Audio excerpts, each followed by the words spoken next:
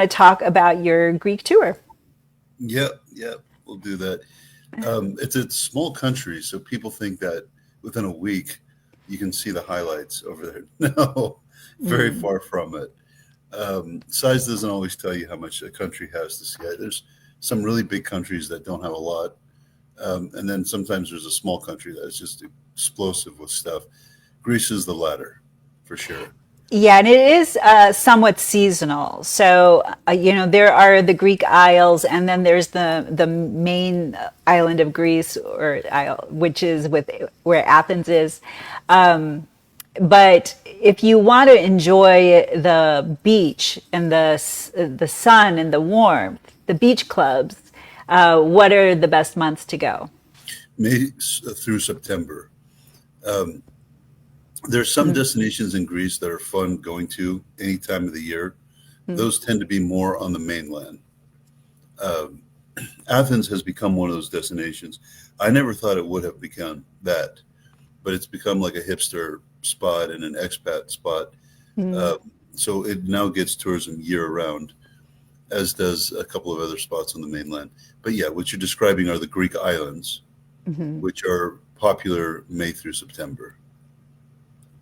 That's right. And there are high-speed ferries that go between them, or you can do a cruise. Many cruises do the Greek Isles, luxury all the way to yachts or contemporary type of brands to yachts.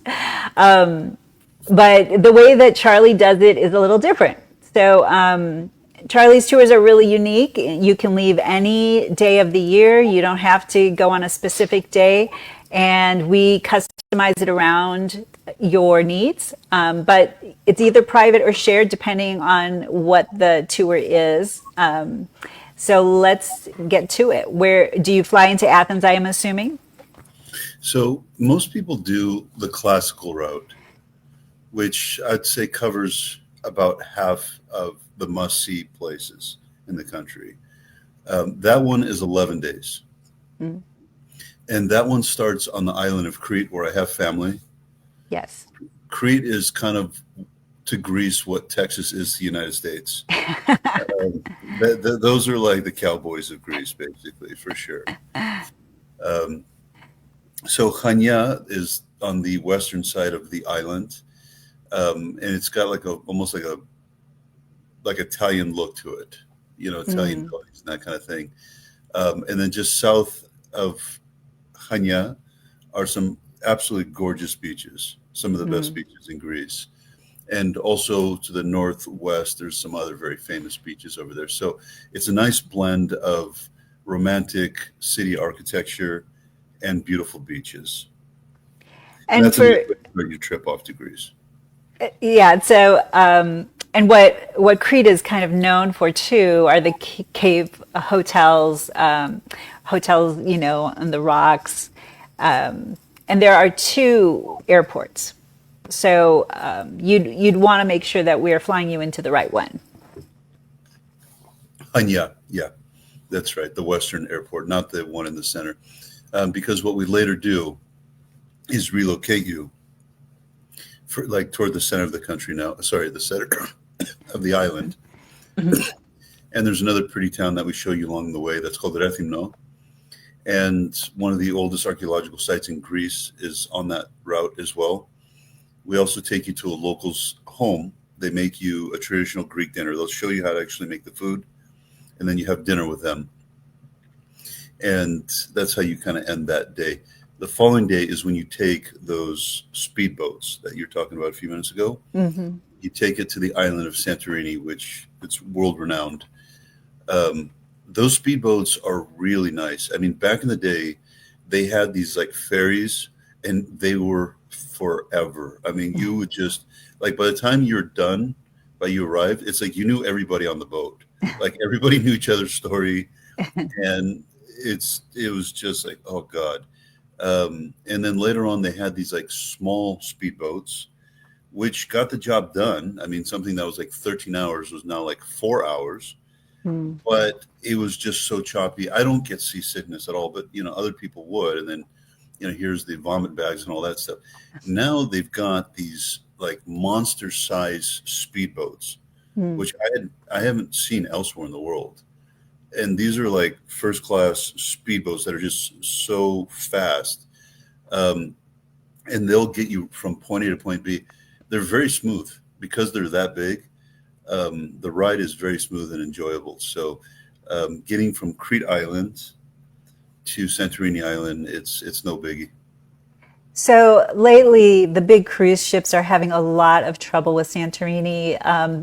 They're just not meant for having thousands of passengers on this tiny little island all at once.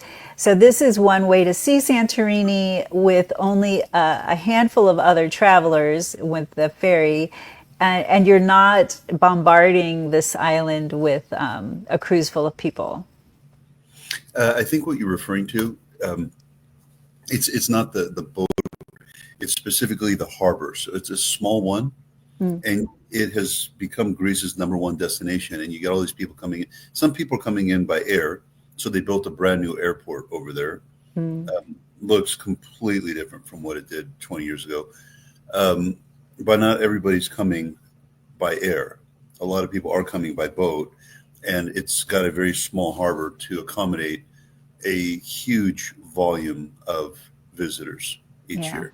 They've never seen this much tourism. And it's a combination of YouTube and Instagram. It's not when a government promotes its own destinations, nobody really listens to it. But when you have these complete strangers going to these places and they're vouching for these destinations, that's when the hordes of travelers come in. They're trusting Yeah. the assessment of the YouTuber or the influencer on Instagram or whatever, and that's what's happened with Santorini. And actually, my Greece video is my top video on YouTube for my long videos. So I'm guilty as charged. I send people to Santorini. Don't blame you there. And it is a very much romantic destination. I mean, the island came about because of volcanic activity, and that's why they have a caldera. That's where the top of the volcano blew off. And it's on that caldera that they have all these beautiful whitewashed buildings. And they've got these hotels that are kind of hanging against the cliff with those pools. And it's got those restaurants overlooking the water, all this kind of romantic stuff. It is because of the roof of the volcano just blowing off and creating that caldera. Yeah, there's a lot of interesting activities that you can do around the caldera also. And it is probably one of the best sunsets in the world. Agreed. And the wine over there is also very good. So there's wineries people go to, and they combine that with the sunset. And we cover it. So all these places we cover. You have a private escort driver. You've got private vehicles. We're obviously using the public transportation to get from island to island with the boats. But Right. once you're on these islands, you've got your own private vehicle to be shown all the highlights, both in the old towns as well as the surrounding of the islands. There's a lot of beautiful beaches or archaeological sites or whatever. And in the case of Santorini, you've got like a black sand beach because of that volcanic activity. You have a red sand beach. Um, you've got those wineries. You've got some very good clifftop views. And then there's the two main villages that are famous, of Thira and Ia. And you can actually walk from one to the other. It's a very long walk, but the whole thing's gorgeous. And we do that with our customers. You walk it? Yeah. Oh, I drove it. but, Mhm. but walking it would be okay though. Um, yeah, it's a nice one to do for sure. After Santorini, we now relocate you by boat to Milos Island. That's the next destination. At all of these places we take you to, you're staying at five-star hotels. Most are okay with just the standard five-star hotels. So in the case of Santorini, you're not staying like on the caldera because those hotels are $2,000 a night. However, for those who can't afford and want those $2,000 hotels, Lainey, you could arrange that for them. It's no big Yes. deal for you. But by default, we don't put those $2,000 a night rooms because we don't want to scare away the majority of people who can't just afford that, But some people just they want no, I want that hotel, and we've done it many times, where people just say no, this is my honeymoon or whatever it is, and my wife and I want that hotel with our own little pool overlooking the ocean. I mean, this is part of that Santorini experience. Right, exactly. And I think a lot of people who go to Greece go there knowing exactly what they want, the experience that they've seen already, as you said, on YouTube and Instagram. So they know what they want. And my clients who are my luxury clients for sure would want the very best. And so, yeah, that's no problem. Yeah. So now you've gone from Santorini to Milos. The boat is one option. Another option is to take a flight. It just kind of depends on people's time constraints. And when they have a little bit less time, we'll just do the flight instead. But once you get to Milos, it takes a couple of days to cover the highlights over there. There's a lot to see on Milos Islands. Some of the best beaches in the whole country are there. I mean, they are really, really nice beaches over there. 10, 15 years ago, Milos wasn't that popular of an island, despite what it has to offer. It's got a beautiful little old town, and it's got other things as well. And the island was completely beautified. It was revamped. And a lot of that has to do with Airbnb. So what happened initially was you had these like older people who owned properties there, and they let the buildings just fall apart. They're kind of like dilapidated, that thing. And then the younger generation said, hey, look, let us like fix this up. Let's decorate it. Let's do all this stuff. And we could be renting out these rooms for a couple €100 a night. And the older people who owned the buildings were just like, well, that's a great idea. So every street, every this, every that, I mean, decorations, beautification, the whole 9 yards. So you walk around and it looks just absolutely gorgeous over there. So it has definitely become a mainstream destination in Greece, and for good reason. And most of the cruise ships don't go there, so it's not as overrun as you'd find in Santorini and Mykonos. It's a more a better fit culturally. Santorini is world renowned. It's the most expensive destination in Greece, with a close second being Mykonos. Milos, it's a little bit more affordable in that sense. But yeah, Santorini and Mykonos are by far the most expensive destinations in Greece. Yeah. So what else do you do on Milos, or do you just do the beaches? Well, no, there's the land tour where we take you to different viewpoints and you see the old towns and some pretty beaches and all this kind of stuff. The other nice thing we do, though, on the island is take you on a boat ride along this gorgeous coastline. And you go swimming and see a bunch of stuff. They've got like just like a hole, like I don't know how to describe it, but it's basically like it's like a cove, and there's just like a hole right in the middle of it. And you go swimming over there as well. So a nice break from doing all these land tours. So kind of like the Blue Hole in Belize, like a hole deep that you're swimming into. The difference with Belize is you're above and you're looking down. In Greece, you're inside it and you're looking up, and you see like this just big old hole. Interesting. Yeah, and it's not only that's nice. It's that whole coastline that's really pretty over there, and you can't get there by car. You can only get there by boat. So that's what that whole thing is about. After Milos, we take you by boat to the island of Mykonos, which I just mentioned. All of these boat rides are about 4 hours long. Just FYI. Once you're on Mykonos Island, same thing. You've got your own private vehicle, and you're being taken around. And all of these islands are different from each other. Santorini, they all have nightlife, but Santorini is very much rooted in like romance and that kind of thing. Milos is much more like authentic and with the beaches and the pretty old town. Mykonos also has the nice architecture. It's very international. and it's a lot of prestige, lots of beach bars, lots of Hmm. like world-renowned DJs going over there and performing. Um, I would say rest- that it's known for its party life. yeah, very. I mean, that's right up your alley, right there. Right there. Yeah, Yeah. it's a very fun place to go. So, um, yeah, lots of those DJs, all this kind of stuff. Very like prestigious restaurants. Mm, Um, some people don't want to be around like big crowds and stuff like that. For those people, I don't tell them they necessarily need to avoid Mykonos and avoid Santorini.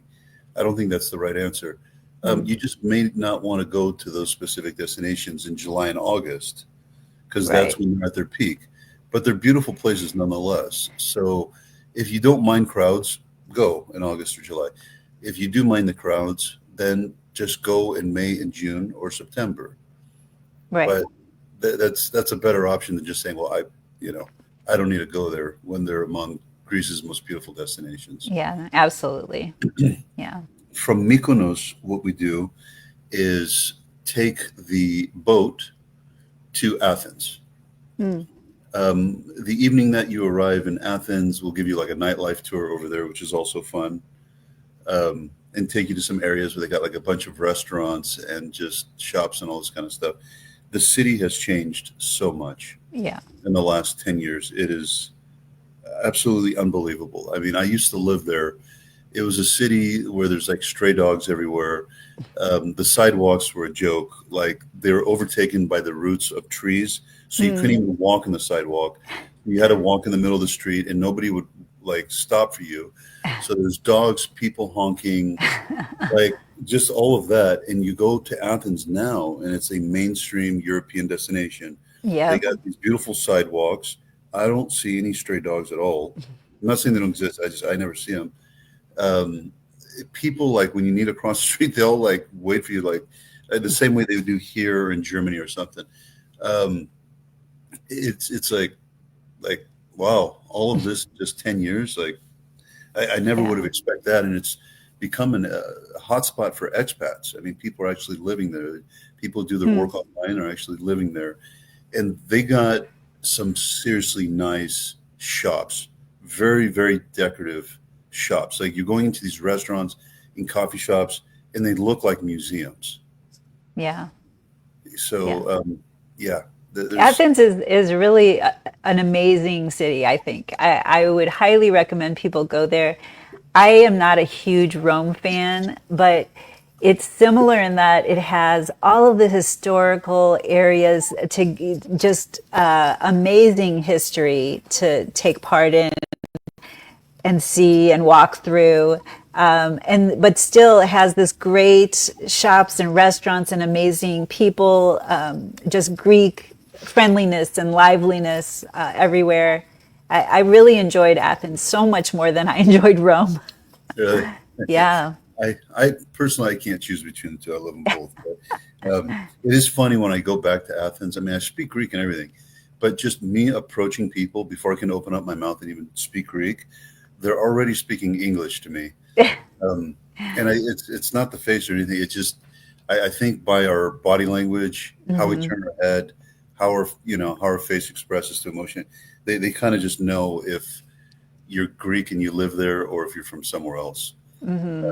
So I did have a taxi driver who did not speak English, which I think was pretty rare there. most people in Greece speak English. Yeah. I mean, I would say people under 60, typically the majority of them speak English. Mm. So that is what that is. I mean, obviously you got the Acropolis. Hmm. It's a world famous attraction. Um, and there's like a neighborhood called Plaka that we take you to with all kinds of shops and restaurants and that sort of thing.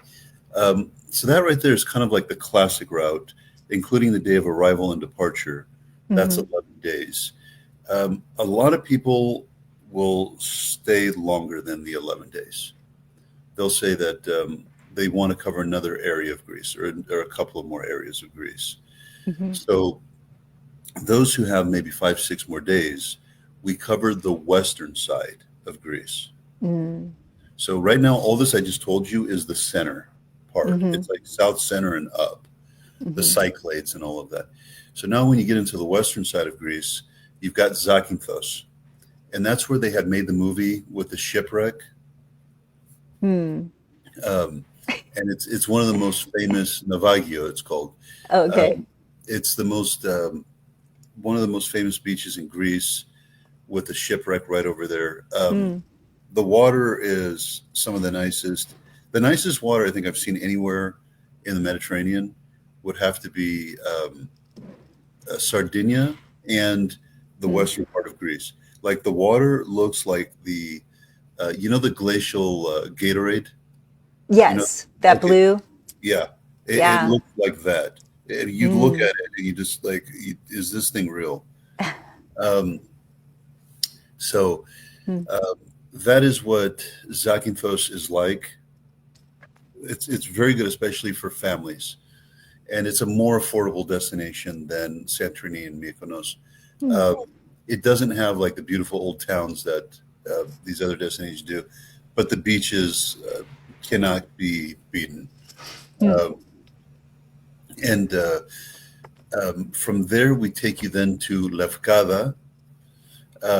It's popular over there for windsurfing, but for a lot of things other than that. It's got these just gorgeous viewpoints, and it's another one of those destinations for family they end up really liking. Mm. From there, you go up to Corfu. Corfu, in my opinion, has the prettiest town in all of Greece. Mm. It's got the most beautiful architecture in the whole 9 yards. Mm. But it has not only a beautiful old town, it's also got fortresses. It's got these beaches. Obviously, it's got caves. It's got monasteries. It's got a bunch of stuff. So it is Mm. one of the islands that just kind of offers it all. So Corfu is an island. Corfu is Zakynthos is an island. Lefkada is an island. Oh, Corfu, oh, okay. I was thinking you were still on the mainland. no. So after Athens, like let's say you just say, okay, I have 11 days. Okay, well, it's time to go home. People who say no, we have more than 11 days. We Ah, will fly them from Athens to Zakynthos, and then ah, we will take boats going up from Zakynthos, Lefkada, Corfu. ah. Okay, gotcha. I knew that we have cruise ships that go to Corfu, and I was totally confused. Like, how are they getting there if it's in the mainland? Okay, gotcha. Yeah, that's what. And Corfu, incidentally, is right across the street from Albania, but um, Ah, it's also where people take boats to get into southern Italy. Corfu is one of the main crossing spots for that. right. Um, yeah, it's right. It's Igoumenitsa, it's called. But anyway, um, from Corfu at this point, then people will fly back to Athens and then they'll go home. Mm. Or if you have even more time, what we do is go from Corfu to the mainland. It's called Igoumenitsa. From Igoumenitsa, that's where some people end up going to Italy. But otherwise, what we do is we will pick you up over there. We take you to Meteora. Oh, Meteora is where yeah. you have those six famous monasteries Mm. um, on top of those mountains, like these high mountains that are just like thin, and Hmm. this landscape is actually absolutely gorgeous. I mean, that whole thing used to be filled with water, and just like everywhere else on the planet, the water kind of Mm. evaporates or whatever, and then it's left these formations, these rock formations, with monasteries on top of it. So, in terms of landscape, it's definitely one of the prettiest destinations in all of the country. And it is possible to drive there from Athens, but it's a full day thing to try to go to Meteora from Athens. It's unpleasant because it takes like almost 5 hours one way, Yeah. um, and some people do it, But what I generally recommend is if you have that extra time from Corfu, you let us pick you up, take you to Meteora. It's closer from Corfu. When we take you to the mainland, it's easier to cross over that way. And we've Mm. taken you now to Meteora. You've seen these monasteries and what that area has to offer. And there's a town below that's just really nice with restaurants and all this kind of stuff. And it's got beautiful views of the monasteries. And then typically what we do from there is either take you back to Athens because you don't have enough time, Or for those who have even more time, we will take them from Meteora over to the second largest city of Greece called Thessaloniki. Hmm.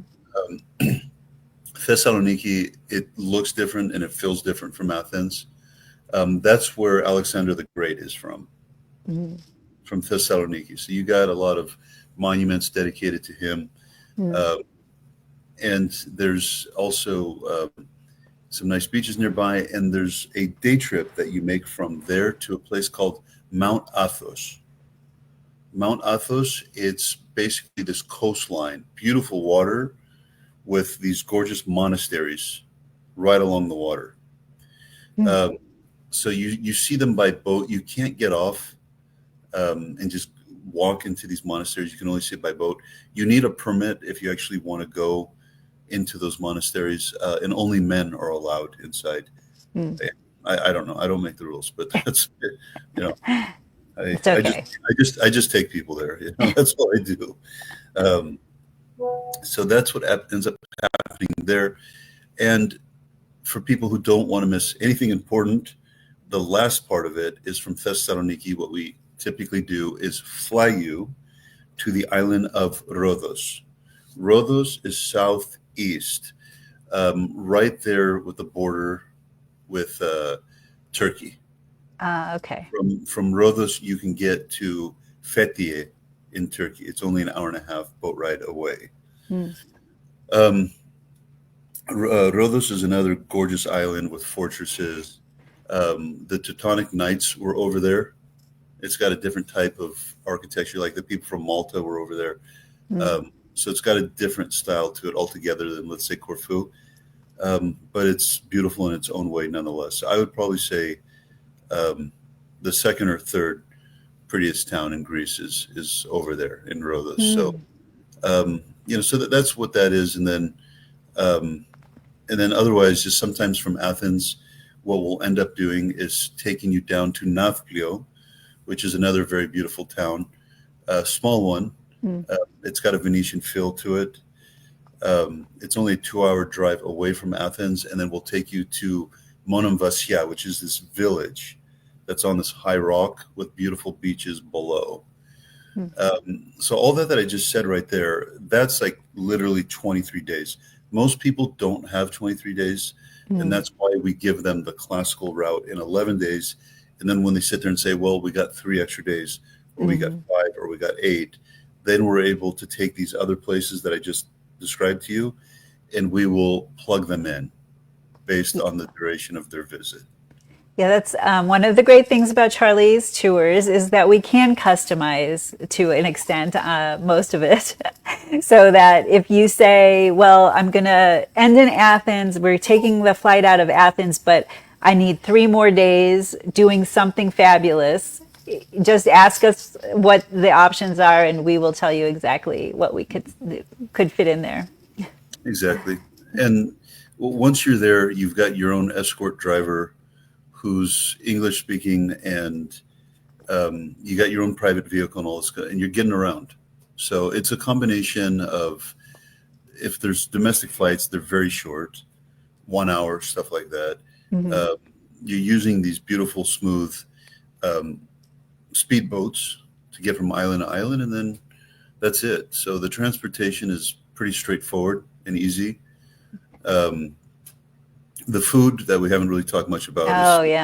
It's I grew up with it, so obviously this is some of my favorite food in the world. Yeah, I think everybody knows Greek food, but it is fabulous there. Yeah, we need a show just on the Greek food itself. The grilled octopus was the best in the world. And the calamari. For me personally, I love the calamari. And when they take just the olive oil with the sea salt. Oh, yeah. And they have this stuff called horta. Horta is dandelions. And they put olive oil and sea salt and lemon and that stuff too. And it's soft. They boil it to make it very soft. Just, oh my God.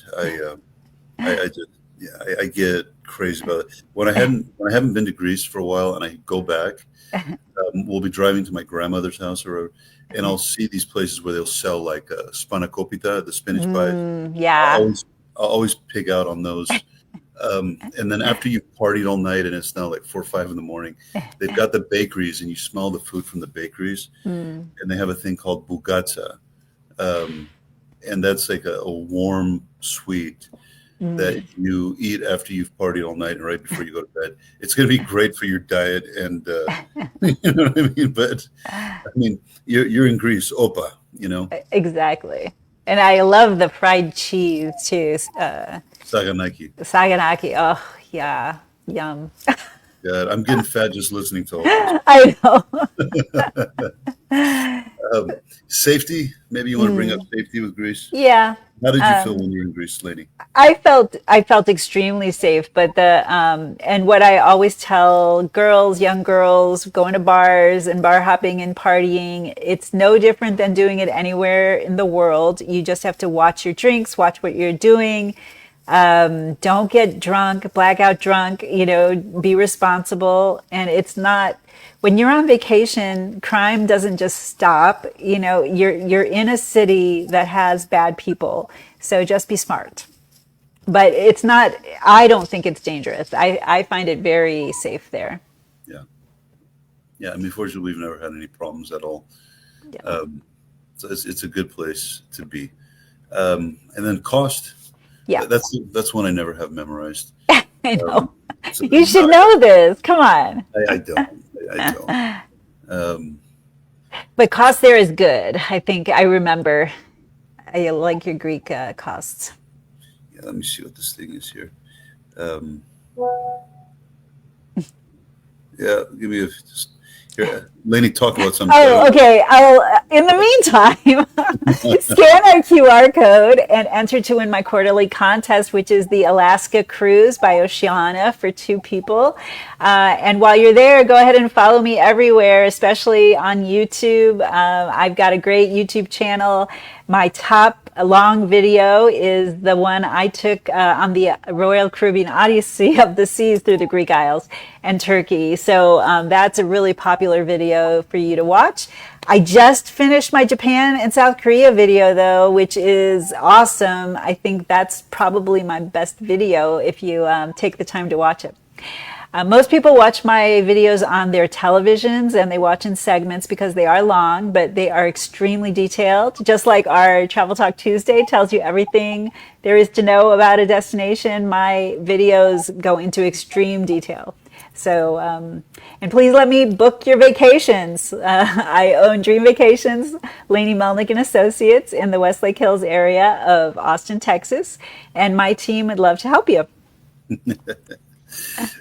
Cool stuff, lady. Cool stuff. And the price is not anymore. So Charlie's price is going to be the same price, whether you book it through me or through him directly.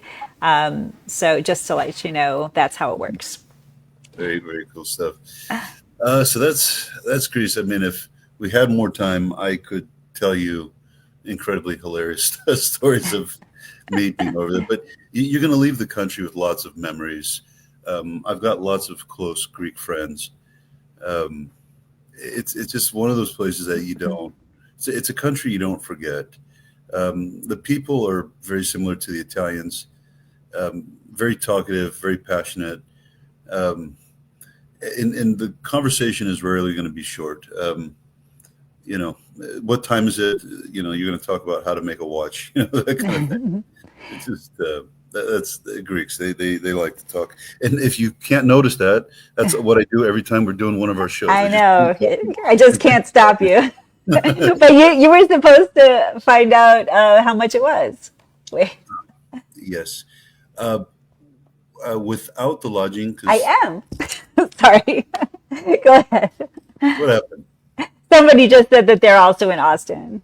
Woohoo!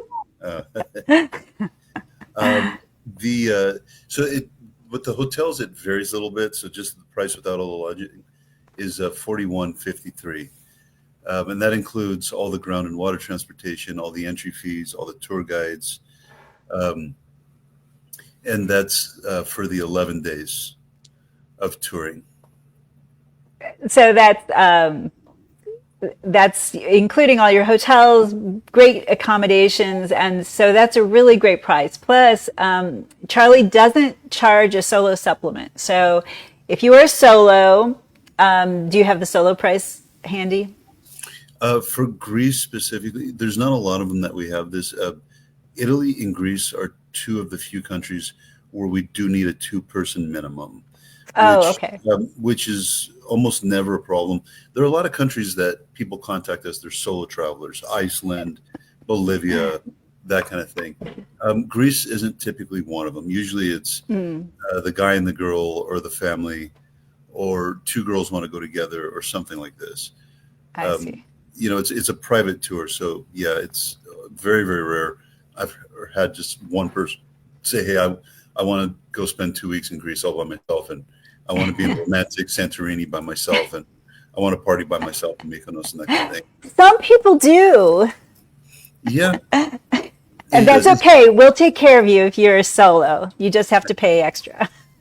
Yeah, I mean, we'll do it. It's just because it's all private transportation. Once you're actually on the islands, for 1 and 2 people, the price is not so different. So that's why we typically have like a two-person